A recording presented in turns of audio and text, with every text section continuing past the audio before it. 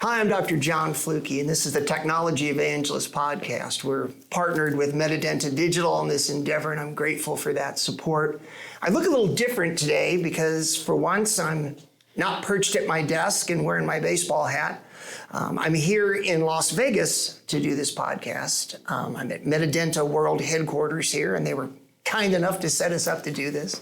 And while I'm in town, we decided to have a conversation with Dr. James Ma, who's a clinical professor at the University of Nevada, Las Vegas School of Dentistry. And so we're going to talk a little bit about education and other things in the field.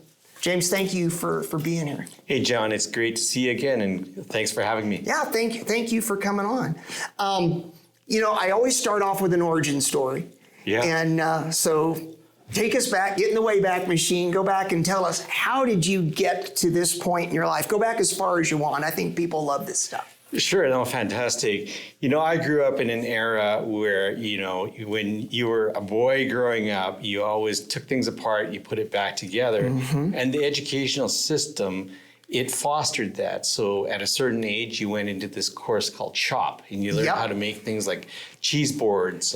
You'd learn injection molding and stuff like that. And as we advanced, as we went to high school, it continued on. In fact, I love doing things with my hands so much. I actually went to summer school to get some of the basic courses out of the way, which would leave me time during the semester to take automotives. And a lot of people don't know this about me, but I earned my apprenticeship as an auto mechanic while in high school. That is super cool. And so it translated to, okay, now I'm going to university. What do I want to do? Well, I've always wanted to do things with my hands. During my formative years, we learned things about electrical systems, hydraulics, learned how to weld and things like that. And I thought, well, this is great. I can use my interest in biology and combine it and actually make things. And the thing that really interested me was you actually make things that go into somebody's mouth, which is really unique. And that's what actually differentiated me from medicine. Of course, the prerequisites for medicine and dentistry were identical. Right. And it got to a fork in the road. Well, where do you want to go? And I thought, well, I love doing stuff with my hands, so I'm going to pick dental route, and that's where I'm going to go. And that's what started my journey. And during dental school, I loved it. I was one of the guys that went into the lab all the time. I loved just, grinding plaster and making temporary trays and all that stuff, because you actually did something with your hands. Yeah. Like you probably did a lot of Hygon, I'll bet, back in the day, yeah? Yeah. Okay. Yeah. So now let's jump a little bit and get into more to what, where we are today with things, but we're not seeing as much plaster and Hygon and all that kind of stuff now. I mean, we had Triad come along, and that changed things quite a bit. And real quick, you're also an orthodontist, correct? Yes, I am. Okay. All right. So even more doing stuff Yes. with your hands, which is super cool. Yeah. But we're seeing now kind of a migration away from, the old school lab work. Yeah. And I've made a prediction here before, but I've said that, I built a new office from the ground up in 2007. And when I did that, we didn't even put a dark room into the design because I'd been digital for almost 10 years at that point.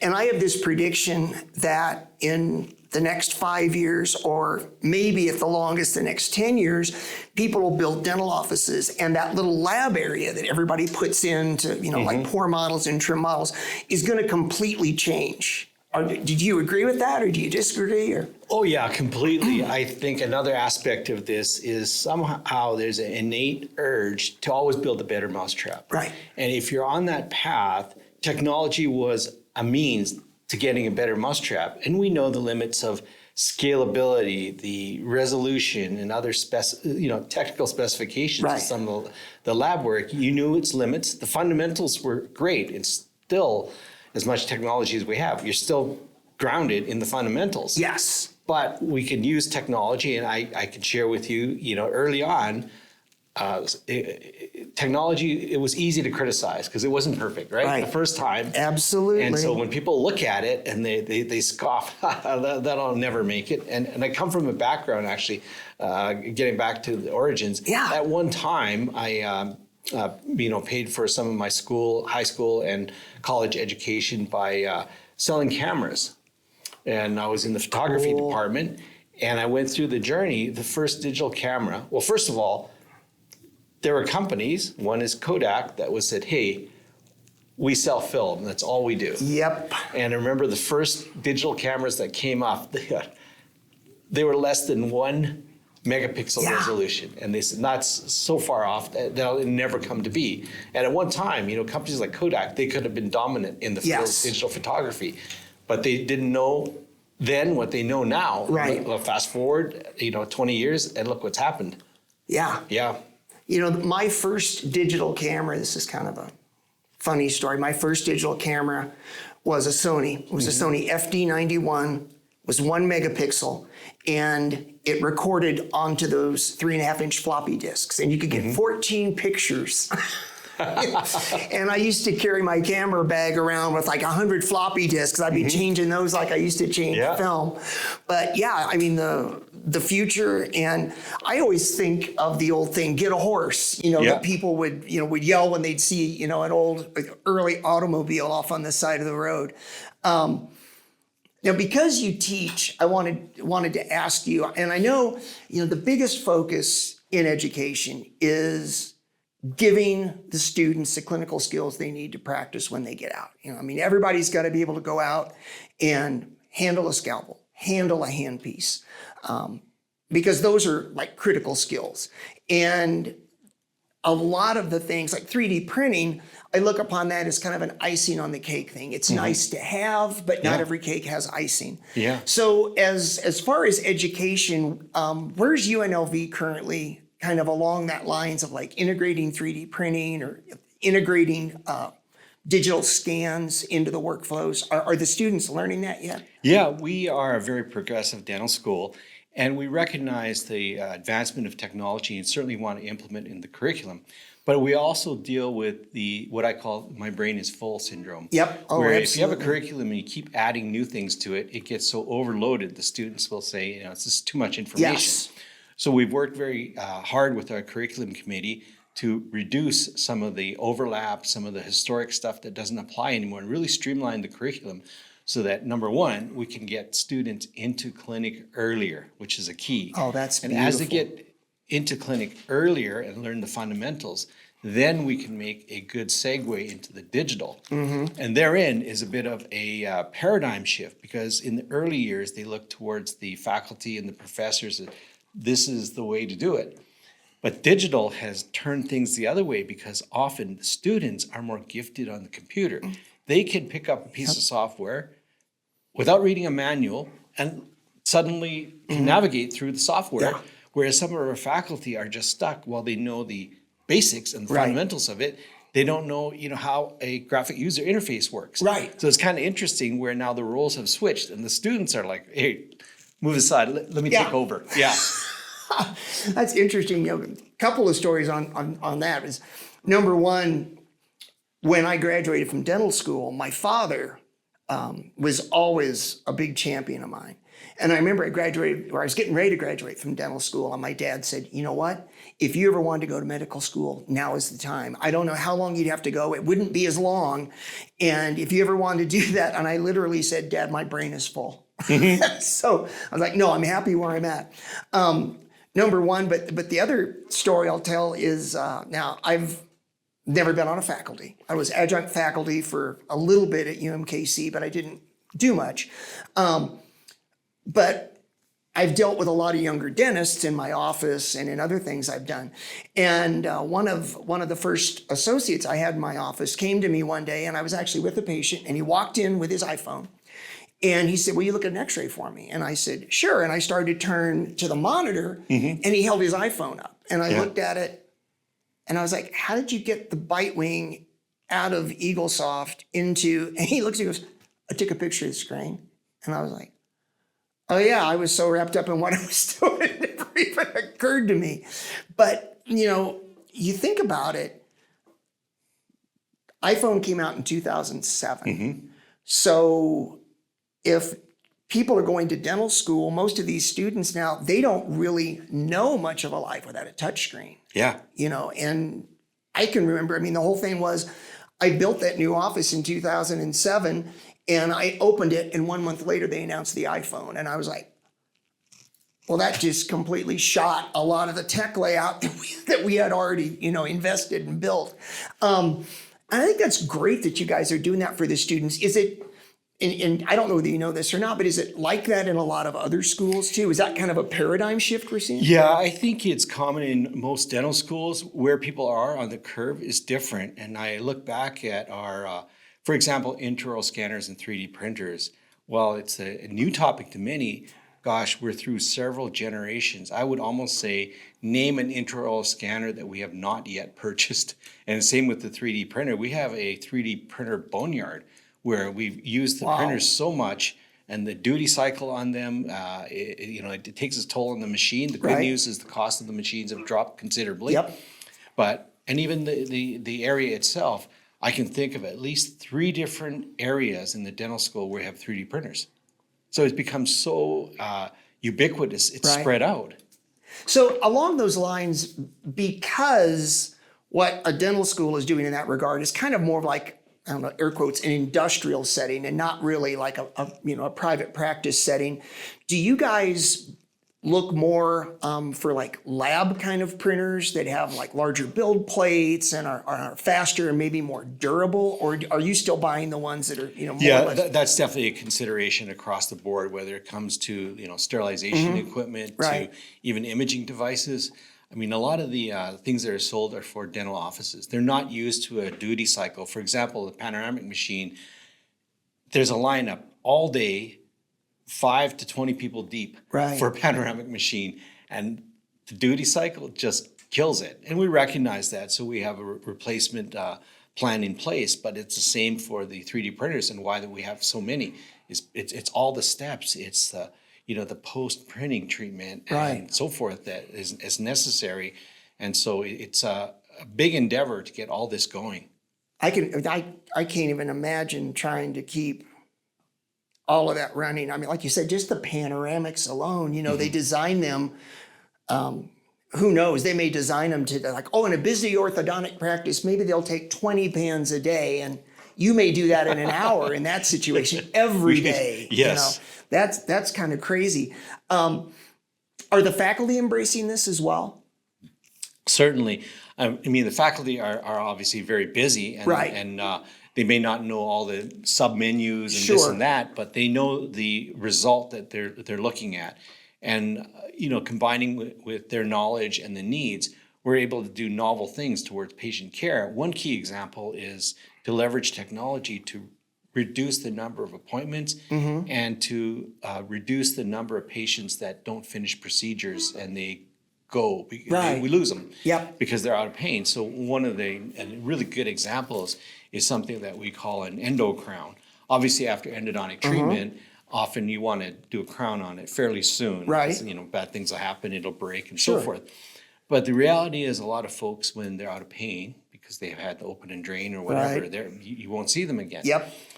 So now we leverage technology where in the same visit, we can do a scan, or plus or minus a day or two. We can sometimes break up a couple visits, but no longer do they have to make an appointment for a temporary appointment for the full crown, permanent crown, and so forth. So what we do is do the 3D scan, hopefully on the day they finish their endodontic treatment, scan the tooth, and sometimes if there's time, actually prep the tooth, and we can print the crown, and it's a really, really great fitting temporary. And we do it, that's called the endo crown procedure, which has been tremendously popular. It's funny because I'm a Midwest Catholic guy, and I've said this on the podcast before, but on the 3D printing, I make the joke to my patients that they're purgatory crowns. They're not temps. They're not I don't know if they're permanent. I don't have enough data. They're kind of in that nebulous area in between. But on things where you're trying to, maybe give somebody a cost break, or in a situation like education, where, like you said, out of pain, out of mind often becomes the way. I think that's a terrific option with some of the materials available now. Yeah. So let me ask you this. It was funny, I went through a couple of changes when I was in school, and we started out in a team setting. And then I think my third year, my fourth year, they swapped us over to departments. And of course, my class, we were caught in the crossfire. We were like, well, what do we do? And what do we do with this? As far as working the technology, and do you have these two doctors are assigned to, these are our intraoral scanning experts, and these are our, design experts. Do you have it broken up like that, or do the doctors just kind of all have a good general knowledge? Yeah. Overall, we divide our students into 3 teams. Okay. Those are the larger teams. But within each team, we have a vertical structure. So you have a second year, third year, and a senior in the same team. Okay. And, we also cater towards comprehensive patient care. So within their vertical team, they can take on different experiences, relative to the year of dental school. Right. Now, if there's certain things that are very unique, I mean, we have prosthodontists on faculty and other specialists, oral pathologists, then they defer to those people. And we have a pros clinic where they do a consultation, and then they would finish the procedure with the prosthodontist. That's terrific. That was one of the things. We didn't have it back in the day as good as that, but I learned so much in the oral surgery clinic because you were dealing with surgeons, and they absolutely knew. And then the great thing for me was, if you came across something you got in over your head, you always had somebody that done it a gajillion times, looking over your shoulder that you could turn to. But I think that's great. How long have you at UNLV been bringing this into the clinics with like scanning and obviously you didn't just bring it all in at once. But. So, I've been at UNLV for over 20 years. And back then, we were even having discussions about electronic health record. Right. Electronic charting was a big topic. And then we made our way to digital sensors and imaging devices. And then slowly we adopted other technologies. I remember when we got the first milling machine for crowns. Yeah. We got a handful of them. It was around 4. And people started to use it, but not everybody. And we had faculty that need to be trained and so forth. But it's been slow progression to the point where, like I said, we now have the Modjaw device, the 3D motion tracker. Those are incredible. Numbers of printers, some very expensive printers that print in multiple colors and so forth. And, I'm actually really happy with how much progress we've made. And I look back at 20 years, and I actually have a prop I want to show you. You haven't seen this yet. Yeah, no, let's see. So let me show you this. Yeah. This is kind of funny, actually. This is the great thing about doing these. We're here together. Because I was involved in 3D printing way back, when. Yeah. So what you're looking at here is, the first model I'm going to show you is, this is a model. Guess what material that is? It's very lightweight. Oh, it's very light. I have no idea. You'll have to tell me. That is printed from potato starch. The first printers were printed from potato starch. Wow. And actually, at one time, that thing was all white. It's coated with some kind of epoxy. It was only for visualization. Okay. There was no way that you could build anything on top of it. If you tried to thermoform or make a custom tray on it or something like this, it would just crush it. Wow. So that we came from that era. The only good news back then, starch was relatively cheap. Sure. And recyclable. Yeah. And that was it. But in contrast, gosh, look at this. Now, this is a modern day. This is hot off the press with the Medidenta resin for models. And just look at the detail. You can't see it on camera, but look at the marginal gingiva. Yeah. And this thing is rock hard. You could drive a car. You could stand on that. Yeah. There you go. And it wouldn't break in contrast to 20 years ago. So I'm just amazed at how much advancement there has been in the technology and the speed of printing. Depending on the printer, right now we have printers that will print 6 of those in 20 minutes. This was a half-day endeavor. I was going to print this ask thing how, yeah, way back then. I can believe it. Yeah. Yeah. So,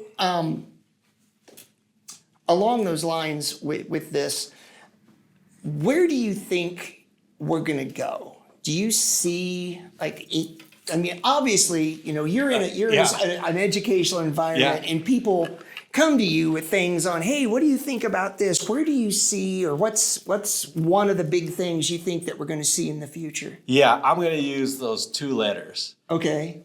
I'm going to add a third letter. Yep. I'm going to say AI, Right. but A. So what I mean is artificial intelligence assistant. Okay. I mean, if you look at Yep. dentistry and what spectrum of things that dentists will do, Mm-hmm. it'll be a long time before the profession of dentistry is eliminated by AI. Absolutely. I think at this time we're already seeing early uses of AI Mm-hmm. as assistants, as a tool to help the dentists do what they need to do. Right. And obviously some things are fairly easy, verification of insurances, Right. appointments, and so forth. And even early pre-diagnosis of radiographs. Right. That's the easy part. But I think that's where the future is. So many advancements. If you look at so many companies, I think that's, if you look at all the new startups in dentistry, Right. vast majority of them are focused around AI. Yeah. Yeah. Well, and getting back to this, I mean, AI, it used to be that when you went to design something, I mean, models used to be pretty, as far as the software, the design, you could just say, drag a model file into the software. It would put it on the platform and that looks good, print. But what most people struggled with was I'm going to extract, this central, and now I need to make, a transitional partial for it. And that was really how in the world do I design? And I mean, the AI that's come along with that is just amazing. Take for example, the first software to plan restorations. I think you remember rolling that big mouse wheel, and then you had to build up the contact point. It was a whole bunch of motions, and you had to puff up the cusps and so forth. And if you were going to do a good job, it took a while to build a good restoration. Otherwise, you pay for it on the back end. You'd have to do a lot of clinical adjustments. Right. But all of that, all those steps can be easily eliminated with AI. There's so many uses of AI in dentistry. It's just amazing. Well, you think about, on an intraoral scan, one of the things that I always thought was really neat, and this was in the early days, was when they started to put the occlusal overlay on it. And you could see, okay, I've done a crown prep. There's, a big area of red right here that indicates that there's not enough clearance. So you go in, you dust that off, you come back, you fill that area in on the scan. Now they've taken that and just applied that map to, okay, you just prepped a first molar and this is how first molar occlusion should be. So we've designed it and built it. And like you said, in the old days, you were raising cusps and, okay, I've got to deepen this ridge, or I've got to elevate this marginal ridge because it's not quite where I want it. And now it's... So, John, honestly, while I may seem bullish on AI, I have to approach it with some sense of caution. No, please. Right now, I say AI is like the modern day gold rush. Mm-hmm. You have a lot of companies out there, and it'll all settle out. Right. And recently, I was just talking about AI, and next thing you know, my phone's listening to me. So on Instagram, Right. it popped up one of these ads for a front end office for dental and AI. And it kept popping up, it was in the evening, it was late, so I thought, man, I'm going to live dangerously. So I hit the button to see what it would bring me. And so it brought up the program, I followed the links, I went to it, and it gave me a trial version. Okay. So at first, I have to say I was really impressed because the AI voice answered it. It sounded like a real person, very articulate. And it asked me what my problem was, and I said, I have a toothache, Right. And it rooted me through. Was this a trauma? How long's it been? And eventually, it gave me an appointment, which was this is great. This is all AI. And then it asked the question of, is there any other problem we can help you with? And that's when I thought, well, let me test this system a little bit. And I said, yes. And they go, well, what is your second problem? I said, well, my arm is stuck in a vending machine. And the AI said, well, yes, our doctor, our center, they can help you with that too. And they said, would you like a longer appointment to help you with your arm stuck in a vending machine? Oh my gosh. And I said, yes. So I got an appointment, right, for the dental receptionist to help me out of the vending machine. And then so at the end, it was going to finalize, my information about my insurance Right. and all this other information. And they asked, "Do you have any other questions?" I said, "Yes. Do I need to bring my left leg with me?" And so when they said, "No, that is not necessary. You do not need to bring your left leg to the appointment." I said, "Okay, thanks for the information." So, while there's a lot of promise, I Right. think a lot of these things are not really perfected yet. No, yeah, and So that's my caution. A lot of Okay. it is in development. It's a big word of the day, AI, but we got to be a little bit careful. And you're right. It is a gold rush. Everybody thinks that, or an oil rush. We just start digging a hole right here, and it's just going to gush, and there will be shakedowns. I mean, for sure. I've seen it. My whole career, I've messed with technology, and I've seen it in a lot of ways where, we think this is great, even with materials. This is the best material for X, and I've seen. Crowns come out, where it's like a new material, and some people will jump on the bandwagon. That's all they'll do. And then 2 years later, they're replacing them all because they all fractured, or something happens, they stained or whatever it happens to be. I loved your statement on artificial intelligence as an assistant, because I really do, what I think it does a great job of is, the easiest example is radiographs, but just across the board of, hey, did you think about this? Or did you look over here really closely? Kind of like a colleague would do. But yeah, allowing it to be in charge or make decisions, I think is a mistake, because I think you always have to have the mind. And I think oftentimes the clinical experience to know something. Yeah, and even the fundamentals. I've always, when I teach students, especially when it comes to radiographic interpretation, I've always said you can go a long, long, long way simply by counting the teeth and looking at left and right side differences. Yes. Just those two things. Just give me a tooth count and you go a long way. So the fundamentals, of course, AI can do that. Right. And he can do that even in the mixed dentition as well, and start throwing in like, eruption times and sequences and so forth. I think that would be really informative. What I would love to see is dental specific AIs that are digesting the literature, and maybe I'm just going to use a crown as an example, but you do a crown prep, and then you tell the system, okay, got the scan done. If you're gonna, send it to a lab example. Send it to the lab, and I want it done in this material. And having a system say to you, you know what, you don't have. You've got occlusal clearance, but that material in this instance is going to need like 2 millimeters, and you've only given it 1 or something like that. I think that would be fantastic. But I think letting it, diagnose or treatment plan.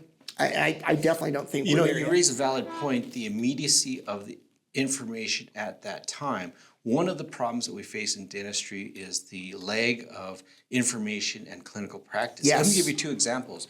One, and I just saw in a chat, I'm in a group chat, about the latest amoxicillin utilization in dentistry. There's been some changes, and some members of the group were saying, well, I haven't changed since 5 years ago. Right, and others right. chimed in, well, it changed last year. Well, I've been busy. I haven't been reading stuff exactly, like that. yeah. And so forth. So I think that's one great example. Another one is, and I would bet everybody listening is still guilty of it, lead apron laws. Yes. Right? And so clearly the American Dental Association published their position paper on a lead apron is not necessary. Correct. It's too low Yeah. to be able to do anything. Yet what do? We do it the same way that we did in dental school. Yes. We put the lead apron on, and because of that, it's become imprinted in our popular culture. If you were to Yes. take any sort of panoramic or bite wing radiograph on a patient and you didn't have a lead apron, they think you're doing something wrong. Correct. You forgot. So people are becoming used to having a Yeah. lead apron on. Yep. Even all the science and everything is showing us, by the way, you don't really need it. Right. Yeah. That's very true. Yeah. You talked too about the fundamentals. I wanted to tell a story, but then I wanted to ask you a question. So I interviewed the CEO of Accurata that makes 3D printers, and in his origin story, he told me that when he graduated from college, he graduated with a degree in additive manufacturing, which is pretty amazing to me to think that we've come to the point with 3D printing that now people are getting college degrees with that. Thought that was interesting. But the other thing was, he said, and then I got out and I went into the jewelry industry. And of course, you know, ding, ding, ding, the whole lost wax technique and everything, and it's funny because when I do exams to this day, if I see gold, I always kind of stop and linger and look. And I always tell my patients, I said, you know, if you're a dentist, gold is like your high school girlfriend. You fall in love with it and you just never quite get over it, you know, and patients always laugh, but it's really, really true. And having that, but I think for me, having that background of, even though I haven't waxed a crown in my private practice career, but still knowing that how it's done and kind of knowing the process and then being able to, even if I'm not doing it, being able to apply that knowledge. Are you still in education going back that far? Are they still learning about things like that? Yeah. Okay. They're still doing wax up. It's a great way to learn dental anatomy. Now, what's gone are all the casting ovens and all that kind of stuff, which I'm kind of mixed about because I came from the era where you learned how to cast and, you know, you had to polish the metal, cut it off from the sprue, finish it and stuff. And I think there's a lot to be learned in that process. Yeah. It's kind of funny how things, you know, one of my kids one day was working on a paper a couple of years ago. And we were sitting at the dinner table, my wife and I, and she said, hey, how do you spell whatever word it was? My wife smiled and she said, well, you know, we have a dictionary. And she rolled her eyes and said, hey, Siri, how do you spell? Yeah. So, but I do think for things, you know, like you said, with the waxing, the casting, even if they don't have to do it, or only if they have to do it once, I'm old school like you. I grew up when that's what we had to do. And we had, you know, the centrifugal casting machines and the burnout ovens and all that sort of thing. Even though I'm not using that anymore, I do think that there's some real value in it, you know, no, they don't, you know, you don't have to know that there was a rotary phone before there was an iPhone. I kind of think maybe you should at least see a picture of it. But I would be okay with doing like one case like that, at least on a mannequin, seeing what it's like. Just because the other thing I think that happens sometimes with tech is I'm in a 4-doctor practice and all the other doctors are 37 and younger. And I routinely get to play kind of like the grandfather role and say, you know, you guys have no idea how good you got it. You know, you know, in the old days, you know, we didn't, you know, I feel like, you know, I walked up hill to school. Backwards at 40 degrees below zero. With a bowling ball in the back of my neck. And I was grateful to have that bowling ball. But I do think if you understand or at least have a comprehension of the old ways, it does give you this incredible comprehension of how far it's come. I mean, I say all the time, I was born right on time because I was born into dentistry in a full paper world. I wasn't there very long, but it's amazing to me to see where it's gone. Now, maybe the people that are, you know, getting out of school today, maybe they'll see enough advancements that they'll feel the same way I do. But I've seen, you know, a wholesale change. I don't do anything the way that I was trained to do it. Oh, yeah. I mean, this is an incredible time. I often get to introduce students and I talk to them about the state of dentistry right now. And I think I let them know the world is wide open. It's your oyster. You can do so much. And I asked them a question. It sounds a little bit like a riddle. But the question is, what does Google, Reddit, Facebook, and Dell Computing, what do they all have in common? The answer is... Because I don't know, so here is the answer. They all arose from the college experience. So here you are as a student in college, and you're thinking, gosh, you know, I got this photograph. How can I share it with more than one friend? Or, hey, I think computers are going to be more for the home. They're going to be called personal computers. Right. How can I build them so that people at home want them? And that's how Dell started. Right. So if you think about where they are right now, look at what the problems are, and they have tools, all kinds of digital tools. There's not always hardware. Sometimes it's software and things like that. They're in a position where they could create the next big wave, whether it be, and we already went through one generation like that where, somebody thinking, gosh, I have all this music collection. How can I share it, right? Yeah. Of course, we know about the rise and fall of Napster and stuff Right. like that. But the time is now where there's tremendous opportunity for students. If only they could just look at what they can do and dream big. Yeah. They've got the time, right? Yeah. They've got the time in their hands, the opportunity that they can create the next big thing. Well, and along those lines, for students that watching this, or they're in school, or for young recent graduates, what would be your advice to them as far as continuing the education? I remember when I was in school, one of the doctors said, and at the time, it hadn't sunk in. After about a year, it really made sense. But he said, all you've really got is a license to learn. Mm-hmm. And my brain was so full, I was like, I can't learn anything else. And then, after a year, I was like, I want to learn more. What advice would you give to people that are, wanting to, to expand, wanting to learn more? That's a great question. And I have interacted with literally hundreds, if not thousands of graduates. And I look at where they started and where they are now. And I would boil it down to one word as far as what does it take to be successful as a dentist?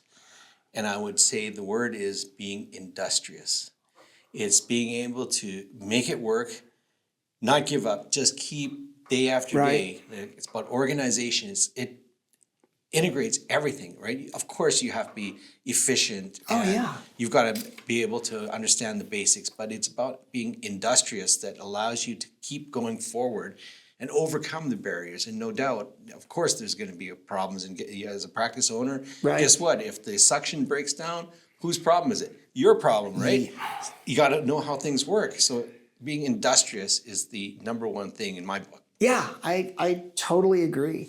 And I think, too, one of the things I think that happens sometimes with dentistry is that we get, when you talked about, the world is open to these people, and I totally agree.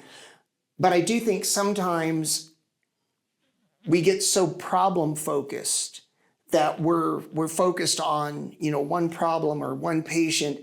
And if you can step back and kind of take a look at like the whole, picture of your office or your clinic and look at your workflows and, how are things, could we do something, better here? People will sometimes ask me, well, what's the best intraoral scanner to get? And I always say, well, it depends, because I look on them like cars. And if somebody said to me, what's the best car should I would get? Well, I would say, well, are you retired? Are you young? Do you have a family? Yeah. Do you need to haul things? Exactly. Yeah. Do you have a boat? There's all these things that go into it. And I think a lot of the big picture of thinking about how making a change will impact things across the board. I'm a big one on when we make changes in the office is we have staff meetings and we actually red team them. I have people come in and tell me why it won't work. Yeah. And we talk about that, and then, it won't work because of whatever. I don't have time, or we won't get paid for it, or whatever.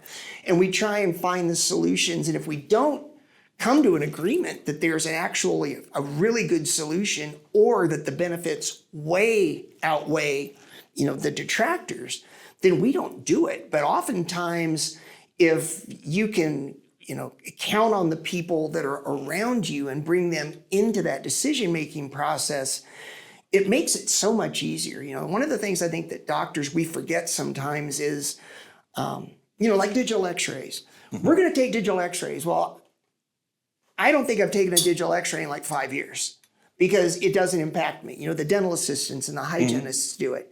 But if you, in a film-based world, if you suddenly decide we're going to take digital x-rays, well, that impacts the team a lot more than it impacts you. And I think, you need to get them on board and them wanting to do it, as opposed to just being the decision maker. We get caught up in these little fiefdoms sometimes. And, you think, well, this is because I want to do this, but you don't really realize, when we went chartless, I remember that one of the hygienists, she said, well, how long will it take? Because, it takes me, if we do that, I don't know, I'm going to have time to do the perio probing, and blah, blah. And I remember one of the assistants was like, well, there's more than one assistant and we're not all busy at the same time. So one of us can just float over and help you with that. And, they solved the problem that I didn't even know we had. And I think that's a huge deal.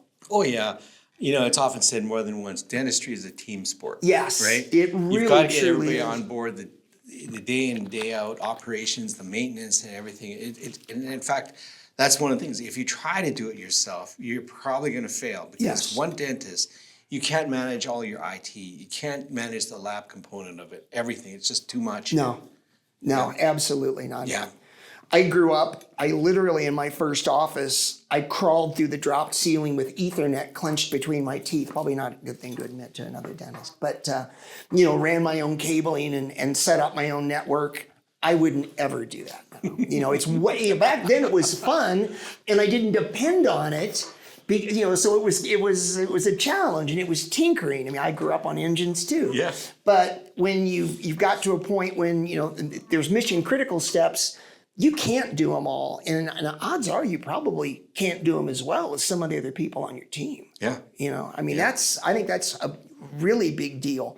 In an educational environment, does the university work with corporate partners? I mean, do they have people that will bring equipment in and do that kind of thing? Okay. Yeah, it's a constant. Obviously, the different manufacturers, they love to have introductions to universities, to have a forum to show off their technology and products to the students.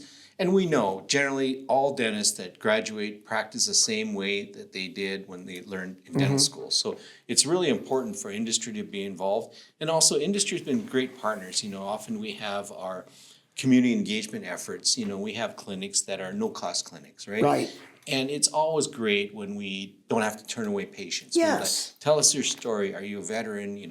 Whatever. And we'll see if we can find a clinic to take care of you. And in that regard, we've had industry really step up and help us with our no-care programs. I see. That's wonderful because everybody deserves care. Yeah. I want to take this because you're in education and you've done the clinical things like that, the outreach kind of things for free care. Something that I actually wasn't planning on asking, but I want to ask you. I think that one of the problems that we're going to run into in dentistry is, everybody talks about, there's a problem with, air quotes, access to care. Yeah. Oh, yeah. One of the things, and I agree with that, but one of the things I think that we haven't even really talked about is our healthcare system now is so good. People are living so much longer, and there's so many people, probably across the world, I know in the United States, that are nursing home bound. They can't get out. I think technology could solve that problem a lot of ways by turning like data gatherers loose, with, certified obviously, but taking x-rays, taking pictures, doing charting. But I think we're going to either expand the number of hygienists that we have greatly, or do that and then create like another level of provider or something. How do you think what are your thoughts on how do we solve that problem? Gosh, John, I would say that was your best question of the day. The reason is this. We just started a mobile RV. Okay. So that we can bring the dental chairs to the community and so forth. But what we're trying to do is add more to it. So now with the EndoCrown, having a small lab that we can do immediate fabrication, so it reduces the number of visits. I'm going to throw a number at you. I think you might be shocked. The number is 71% of Nevadans have limited or no access to oral health care. Wow. 71%. Number one reason? Wow. Distance. Simply distance. So if we're out there, let's do more for them. If we can do preventive treatments, we can do some of the basic restorative. Let's see if we can bring it to the next level, actually fabricate something on site in one visit. So that's one aspect of it. And we're really pushing the envelope in that area. And we've toyed with this idea. As crazy as it seems, with technology, lay people can use the technology. So we actually published a paper on it. Can you believe with the modern intraoral scanners, patients can scan themselves? Yeah. The same scan that they get when you have a crown or orthodontics done, instead of being done by a trained dental assistant, we publish this with a basic set of instructions. First time, a person can scan themselves. And here's the surprising thing. There's two surprising pieces of Yeah, information. please. One is that in many cases, they were faster at scanning their teeth than a dental assistant. Oh my gosh. Okay. The second one is the typical profile. The best scanners, they could do a scan of one arch in approximately 1 minute, 10 seconds. The profile of this person would be a 26-year-old gamer. Oh, was the that, best. yes. No, we that- did have in our study, to be honest, it was a little bit dated. We still had the corded version. Okay, yeah. And it was a little bit bigger. Sure. So some of the patients with smaller hands, they didn't complete it because they complained about the weight of the cord and the size. can see that. But fast forward, now it's been several years. Now look at all the intraoral scanners that are out. I mean, I think cordless is here. Yes, And you look at absolutely. the size of them and the dimensions. I think there's room. If we redid that study Uh-huh. with the latest scanners right now, I think our success rate would be in the high 90-some%. So if you take that concept that, gosh, people can scan themselves with high quality, we have information that we can actually use to build something Yes. without the dentist. That's game changing. Oh, absolutely. Yeah.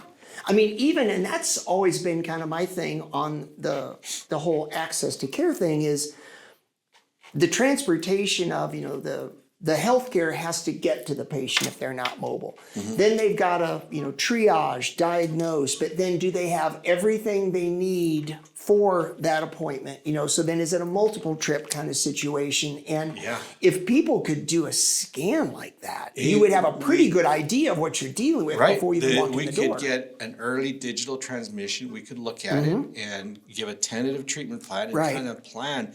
And that's one of the limitations of having a mobile operation. You got to know what you want to bring as far as Right. instruments, materials, and so forth. Yes. So if you have some notion what's going to be needed for the demographic, you can allocate resources better than just generically stocking an RV. Yeah. Yeah. Yeah, no, and because once again, expenses and costs Yeah. and all that kind of thing.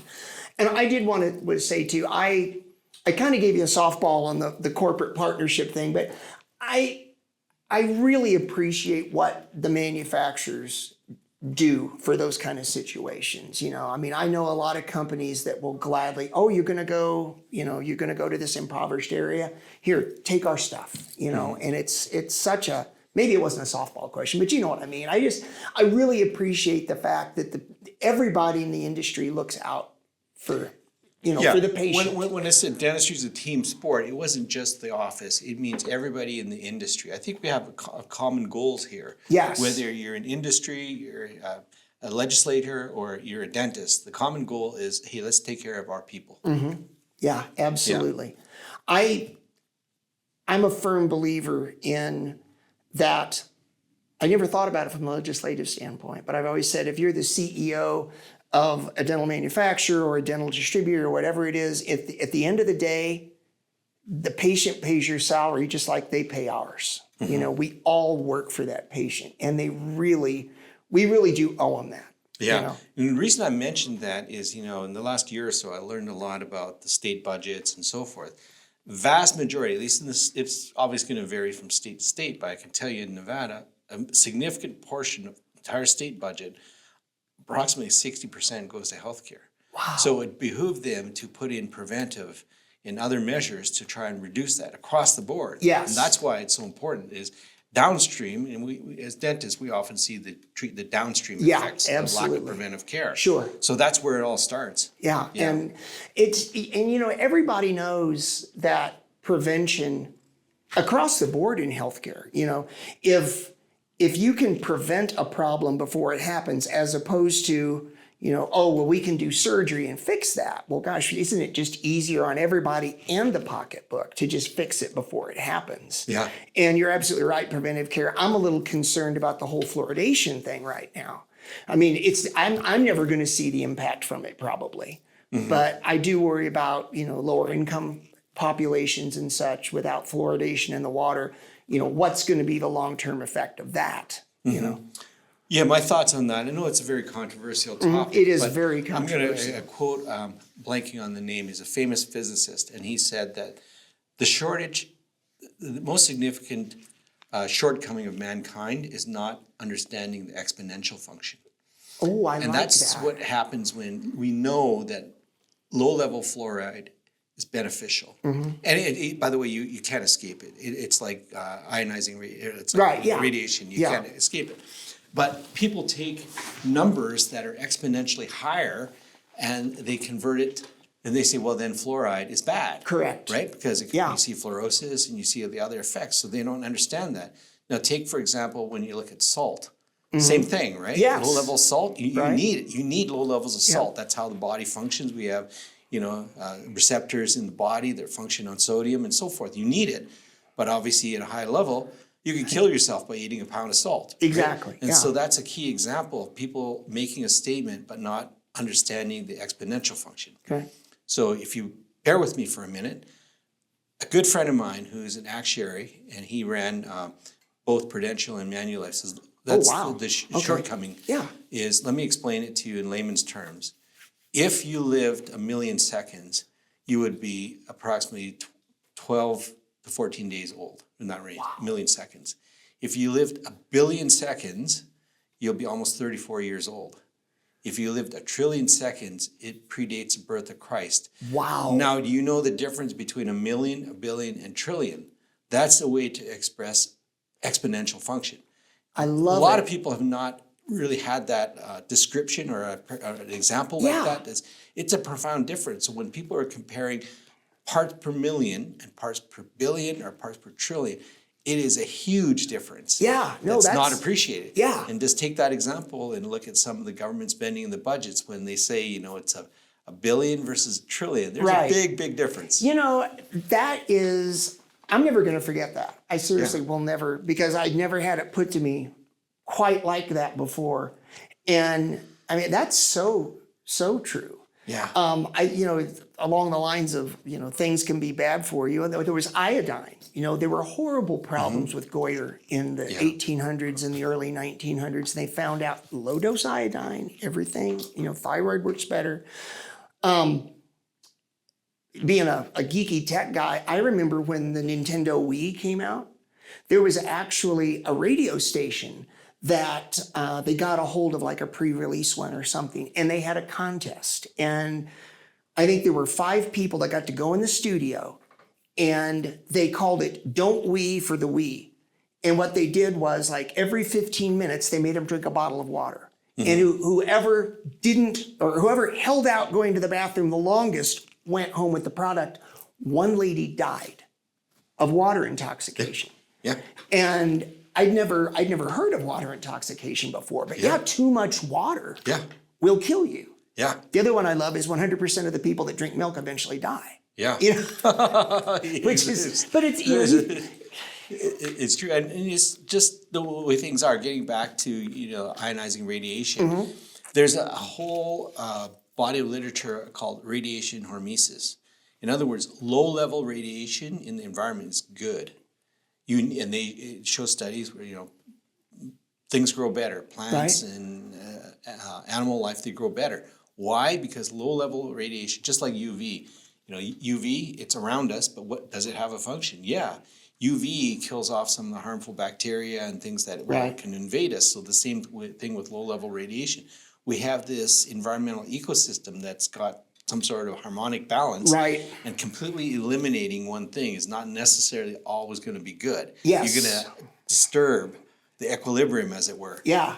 No, that's absolutely right. It's kind of like, the theory of rubber sheet geometry, where it's like the orbits of everything, like the universe is a big flat plane. And when you put something heavy in it, if you spin something around it, the concentric circles and all that.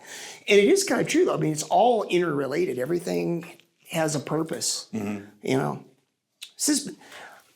gonna look at my watch. We've been at this almost an hour, James, and God, I feel like we could talk forever. Yeah, So many I think we stories could. and This stuff was- like that. Yeah. this has been, I feel like it's been about 10 minutes, but we probably ought to wrap up. Anything you want to close with before we end this? Yeah, I mean, right now, like I said, it's such an exciting time for all of dentistry to look at what's going on with the services that we can provide. Dentistry has changed dramatically from when I was a student. I mean, obviously, just how we go about our business, the insurance, and so forth. And I do teach the practice management course. Okay. And, there's basically three themes to it. The first one is the basic life is hard. It's the way it is, man. Things don't ever work out. Right. Plan on doing it twice. Right. Life is hard. The second one, as you mentioned earlier, is it was a great time when you were going to dental school. It was born too late. Because, we were at a time where, before the Sunshine Act and all Yes. these things came out, and gosh, we went to conventions, we walked away with sleeping bags and fishing rods and stuff like that. And the third theme is, I don't know if you're a fan of Vince Gilligan and Breaking Bad, but the third theme is Better Call Saul. Yeah. If you're not careful, because the story, the well-intended attorney in that series, he has a series of missteps, and next thing you know, he's involved in money laundering for Walter White. So he makes the transition. And I can see that kind of thing can happen to newly minted dentists. Yes. When they're not very careful with the financial pressures, the cost of overhead, expectations, and so forth, you can go down that route of Better Call Saul. So that's my closing remarks, is just be careful out there. It's changing fast, and you really have to stay on top of everything. Talk to people, talk to people that have done it and seen it all to get some advice. Yeah, I completely agree with that. It's the old, we see further because we stand on the shoulders of giants. It's so true. But I still think that this was the best career choice I could have made. Yeah. We have, as dentistry, we've kept our autonomy so much better than a lot of healthcare professions. I don't know if I ever told this story or not, but I was talking to a physician one time, and he was talking about he was trying to negotiate into his contract to get a day off a week. And he was a GP. He wasn't, like an emergency room doc. And I said, why don't you just take a day off? And he was like, oh no, the clinic I work in, that has to be approved by the office manager. And I thought, I can take a day off anytime I want, But I think we have done a really good job with that in dentistry. I love what we do. I love helping people. And I love, the way things have changed in the tech. So I completely agree with you. It's a great time. It is. All right. Well, thank you very much. Everybody, thank you for spending time with me at Medidenta's world headquarters here in Las Vegas, Nevada.